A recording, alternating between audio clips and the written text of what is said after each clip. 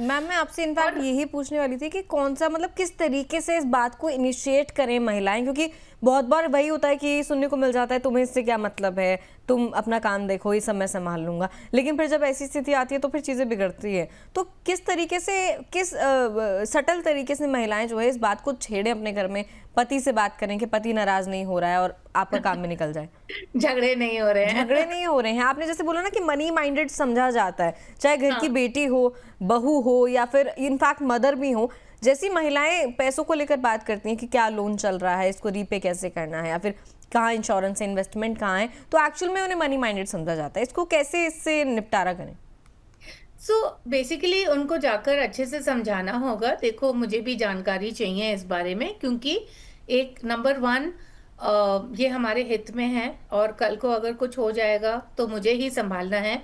दूसरी चीज जो आप कर सकते हैं ना, आप ऑफर कर सकते हैं कि इसका जो मतलब कि मैं एक अच्छे से डायरी में सब लिखकर, पूरा मैं अच्छे से, जैसे इसको हम इंग्लिश में रिपोजिटरी बोलते हैं, राइट, कि you create a list of all of your financial assets. So ज्यादातर दिव्या ऐसे ही होता है कि लोग निवेश, बीमा हो, इधर उधर वो डॉक्यूमेंट्स पड़े रहते हैं। तो आप एक्चुअली जाकर बोल सकते हैं कि मैं इस सबको कंसोलिडेट करके एक अच्छी सी फाइल बना सकती हूँ, या तो फिजिकल फाइल बनाइए, या अगर आप कंप्यूटर पर कर सकते हैं तो कंप्यूटर में एक्सेल में कर लीजिए। तो इस तरह क्या होगा ना कि एक तो आपको मतलब you will get a good idea कि क्या क्या फैमिली के एसेट्स हैं, एंड इस तरह फिर आपको भी मालूम है, अच्छा अब मुझे किस चीज के ऊपर इंफॉर्मेशन या मुझे किस चीज के ऊपर और जानकारी चाहिए। सो ये दो तीन तरीके हैं। और अगर ये सब कहने के बाद भी अगर तभी भी मतलब आपका पार्टनर आपको इंफॉर्मेशन नहीं दे रहे हैं, then I think it is very important कि आपको खुद किसी तरह अपने लिए फाइनेंशियल इंडिपेंडेंट होना पड़ेगा, क्योंकि आपके पास कोई ऑप्शन नहीं है। मतलब इसका और कोई मतलब मैं आपको उपाय नहीं दे सकती हूँ, क्योंकि और कोई उपाय ही नहीं है। ठीक है मैम। चलिए, एक तो ये पॉइंट आया निकल के कि एक कंसोलिडेटेड फाइल आप बना सकती हैं अपने परिवार के सामने, कि ऑप्शन रख सकती हैं कि तमाम चीज़ें मैं इकट्ठी करके एक पूरी फाइल प्रिपेयर करूँ। मैम इसके अलावा घर की महिलाओं को कौन कौन से और डॉक्यूमेंट्स हैं जो अपने पास रखने ही चाहिए? देखिए, जो फाइनेंशियल डॉक्यूमेंट्स हैं उसमें सबसे पहले तो बैंक का जो डिटेल्स हैं। अब देखिए, आजकल काफी सारे डॉक्यूमेंट्स इलेक्ट्रॉनिक फॉर्म में है। सो फॉर एग्जांपल, आजकल banks don't give you passbooks, right. So जो आपकी जो पासबुक होती है, स्पेशली अगर आपके पास कोई प्राइवेट बैंक का अकाउंट है, तो उधर तो कोई पासबुक नहीं है, राइट।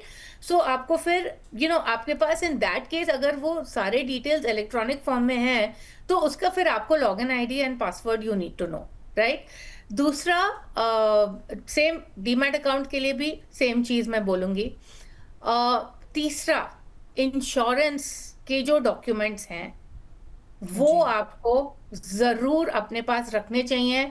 और इसमें बहुत जरूरी है, सारे डॉक्यूमेंट्स में बहुत जरूरी है कि बस डॉक्यूमेंट ही नहीं लेकर रख रहे हैं, उसमें हमें सबसे पहले चेक करना है mode of holding. Is it single holding, anyone और सर्वाइवर, या जॉइंट होल्डिंग। ओके। एंड क्योंकि अगर सिंगल होल्डिंग हुआ और अगर उसमें नॉमिनेशन नहीं है या आपका नॉमिनेशन नहीं है, तो बाद में इट्स वेरी वेरी डिफिकल्ट पैसे क्लेम करने के लिए। तो बहुत जरूरी है कि आइदर और सर्वाइवर मोड ऑफ होल्डिंग होना चाहिए, and they should be the nomination. So for example, insurance में, बीमा में, both life insurance and of course health insurance में आपको पॉलिसी का पार्ट ही होना है, but very important to check कि who is the nominee in the policy. दूसरा, तो फॉर एग्जाम्पल फिक्स डिपॉजिट्स वगैरह भी आजकल तो सभी चीजें ऑनलाइन हो गई हैं, तो मैं यही बोलूंगी कि जो भी आपके पास जो ऑनलाइन इन्वेस्टमेंट्स हैं, उसका आपको लॉगिन आईडी एंड पासवर्ड जरूर चाहिए, कि वो जो अकाउंट्स हैं उसके लॉगिन आईडी एंड पासवर्ड आपको जरूर रखने चाहिए।